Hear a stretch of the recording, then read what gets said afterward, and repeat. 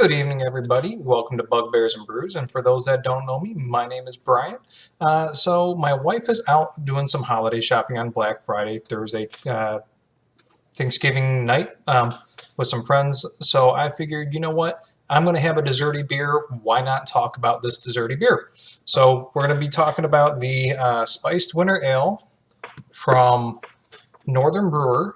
This kit we did twice before. We normally do a holiday seasonal beer that's kind of desserty, and this one here we bought once and we liked it, and we bought it again the second time. When we bought it though, there's this cool thing that Northern Brewers does at least once a year. They might do it other times during the year as well, where they say, "Hey, you know what? Here's 6 kits. You pick 3 of those kits, and as long as you pick 3 kits, we'll give you those kits for $15 a piece." So this was a $15 kit plus yeast, I believe. I don't recall if yeast came with it or not. We brewed this one last year around this time, and so I did already open it, and I poured it like a jackass, so I had to wait for the head to die down. But I do have it here ready to go, and so here it is. It is a Scottish ale with mulling spices in it. Definitely has a bit more clovey smell to it, which I enjoy. A little roastiness to it, not too much.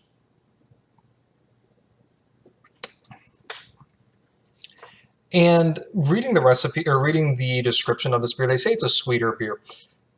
While I agree it's a little bit on the sweeter side, as far as desserty beers go, it's definitely a bit more on the bitter end of the desserty beers, if that makes sense. So it's a sweeter beer, but it's not overwhelmingly sweet. A good example is Adventures in Homebrewing. The local store that we normally go to here has a gingerbread grog ale, or gingerbread grog, which is absolutely delicious, but that is definitely a bit more sweeter than this one here. So like that one, you can only have 1 or so a night. This one here, I could probably get down with 2. I probably wouldn't push it more than 2 at a time though, just because it's a very desserty beer and it's a very intense. There's not really much hops flavor in it. I don't recall the hops on it. I don't have the sheet in front of me, but it's a Northern Brewers kit, so you can easily pull up the recipe, and it's got the stat sheet right there of what all it is. So sadly, I don't know the ABV on this guy either. Like I said, it's got that nice, pretty Scotch ale, orangey, amber, whatever you want to call it there.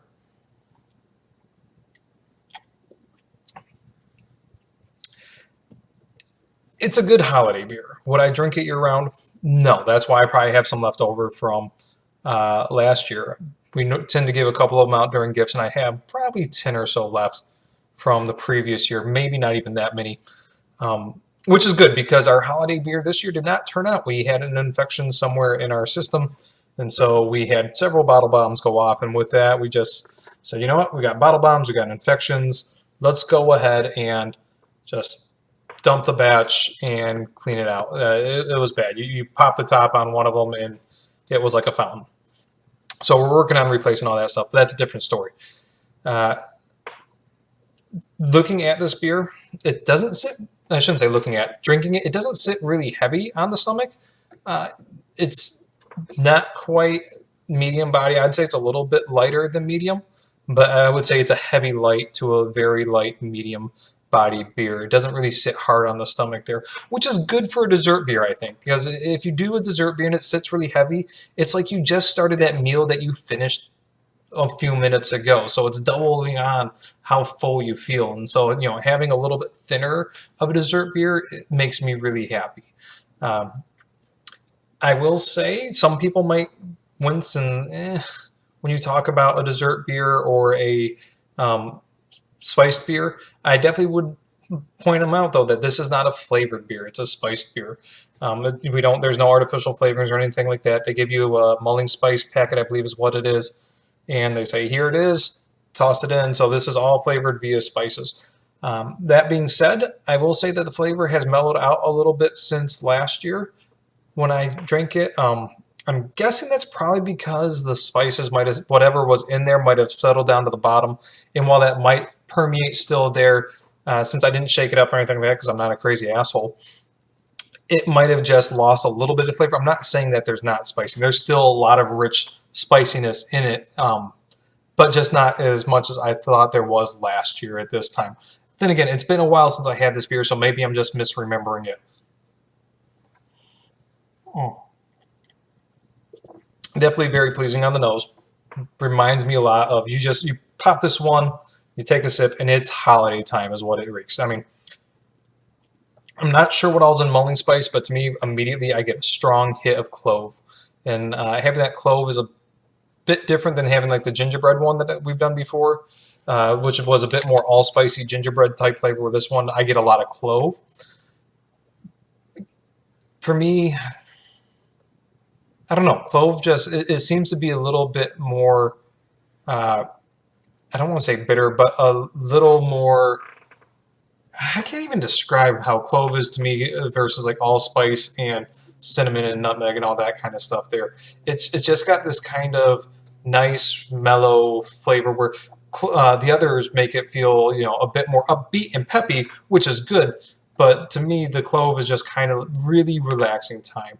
And it reminds me, I don't want to say it reminds me of ham because it's a desserty beer, but if you think about like your holiday hams that I think if I was my wife's grandmother, I think that does the cloves inside the ham. It reminds me a lot of that. And if she doesn't drink at all, so if I said, hey, this ham reminds me of a beer I had, she might not take that so well.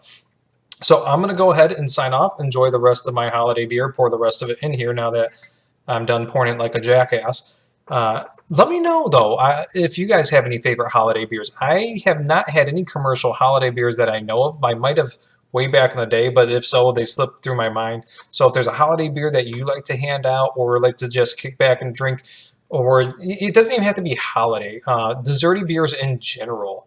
I don't do a whole lot with desserty beers. I think that they're fun to have. It's good to drink one every now and then, but they kind of hang around in my garage. Just because, like I said, they tend to sit around and sit in your stomach pretty hard. So that's why I like this one a bit more. It's not as heavy on your stomach. And so, where you can only have one at a time, and if you have that, it's maybe like one a week, maybe two. Ooh, forgive me. Tonight I'll probably have two of these. I won't lie. It's good to bust it open. Like I said, I haven't had this in probably 6 months, so that's pretty enjoyable. So yeah, let me know if you have any holiday beers that you suggest or desserty beers that you think I should try. Let me know, and I'll see about procuring it and splitting it with my dad, and then maybe tossing it up on here and doing a quick review. I haven't done any reviews of beers I didn't brew myself with my dad, so that might be fun to do as well. So thanks, cheers, happy holidays. Hope you guys had a safe and happy Turkey Day. Bye.